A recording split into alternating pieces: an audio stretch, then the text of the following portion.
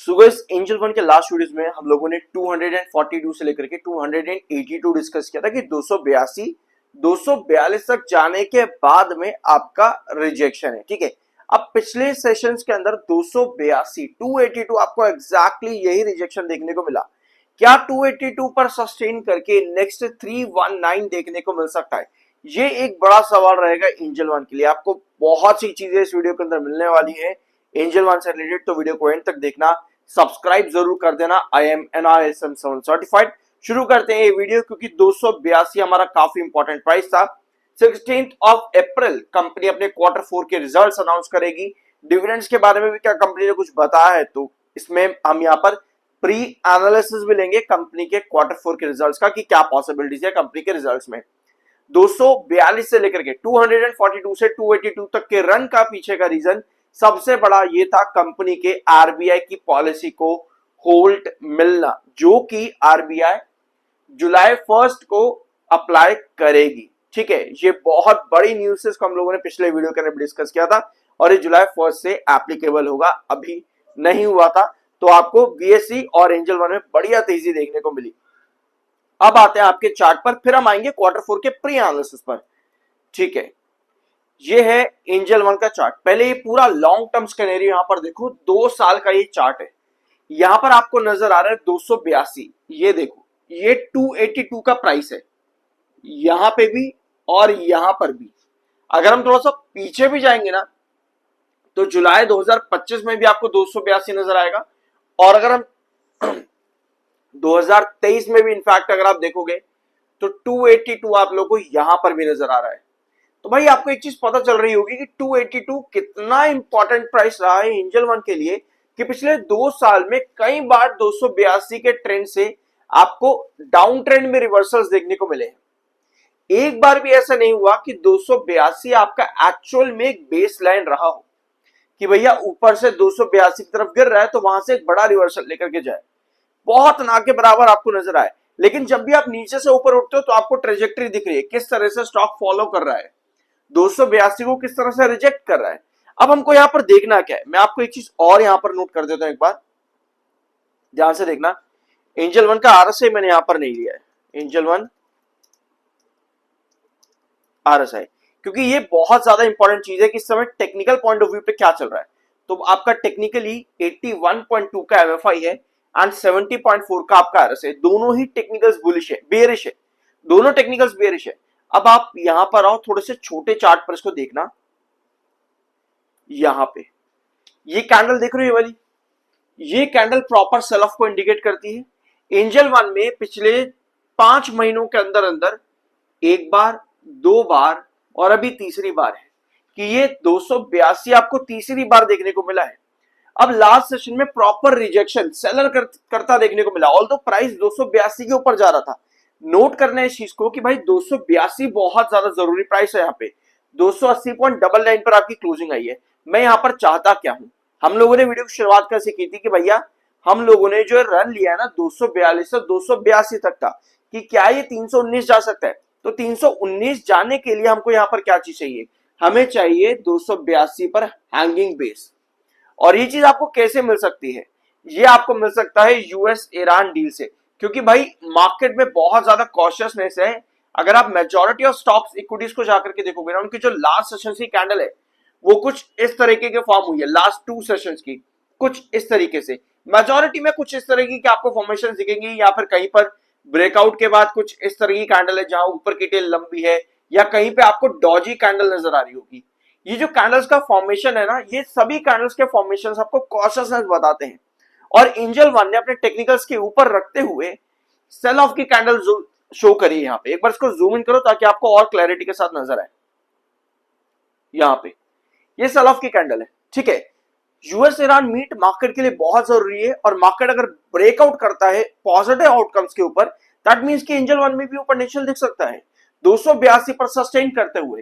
तभी हम कह सकते हैं कि आपके पास 282 का रिजेक्शन जो है वो इस बार सस्टेन करेगा, जो कि पिछले 6 कुछ महीनों के अंदर एक बार भी नहीं हुआ है। क्योंकि अगर 282 क्रॉस करता है, और अगर आप इसके लॉन्ग टर्म चार्ट पर देखते हो, तो आप लोग को नजर आता है कि आपके पास एक बड़ी रेंज खाली पड़ी है।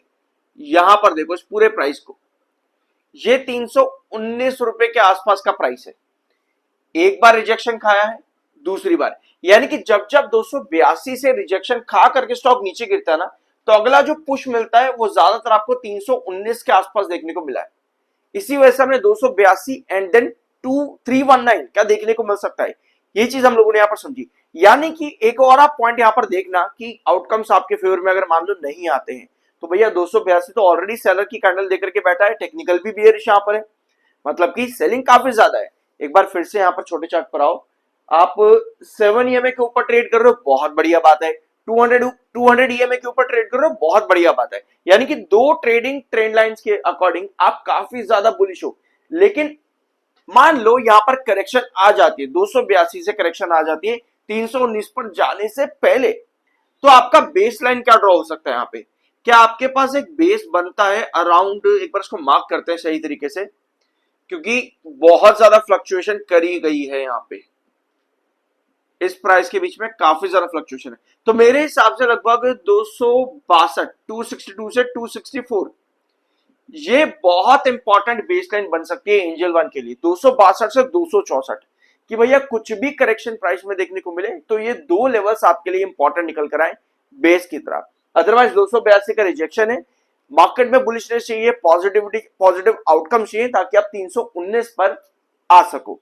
तो ये कुछ है आपके एंजल वन के चार्ट पर। अब आते हैं कंपनी के Q4 पे कि क्या पॉसिबिलिटीज है। लेकिन उसके अलावा अगर आप मुझे पर्सनली ज्वाइन करना चाहते हो, सीखना चाहते हो, लर्न करना चाहते हो मार्केट्स के बारे में, तो आप मुझे डीएम कर सकते हो, ये मेरा व्हाट्सएप नंबर है। सो अब आते हैं आपके Q4 के प्री एनालिसिस पे। रिसेंटली कंपनी ने डिविडेंड दिया था डेट्स के अलावा, 1.75 रुपी पर शेयर के हिसाब से कंपनी ने इंटरिम डिविडेंड दिया, सेकेंड इंटरिम डिविडेंड एक फाइनेंशियल ईयर के अंदर, जिसके रिकॉर्ड डेट 27 मार्च की थी और पेमेंट आपके पास 18 अप्रैल तक आ जाएगी।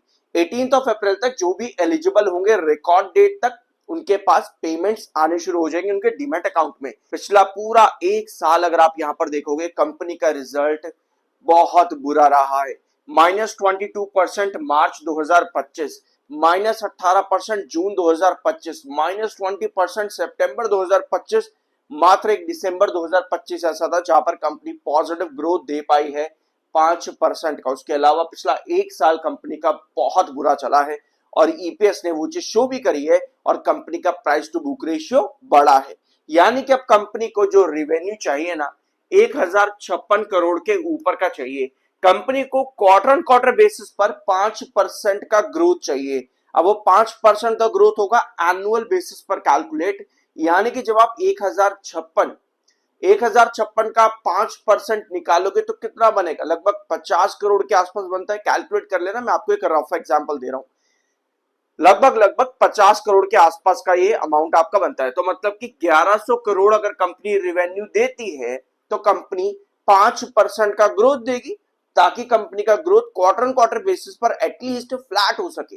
अब आपका जो मार्च 2025 था ना, ये एक लोएस्ट नंबर है। अगर आप कंपनी को पिछले 1.5-2 साल के ग्राफ पर देखोगे, पिछले 2 साल में कंपनी ने 1056 करोड़ का, मतलब कि 1100 करोड़ के नीचे का रेवेन्यू कभी नहीं दिया पिछले 2 साल के रिजल्ट्स के अंदर, पिछले 2 साल के क्वार्टरली रिजल्ट्स में। यानी कि एक लोएस्ट नंबर है।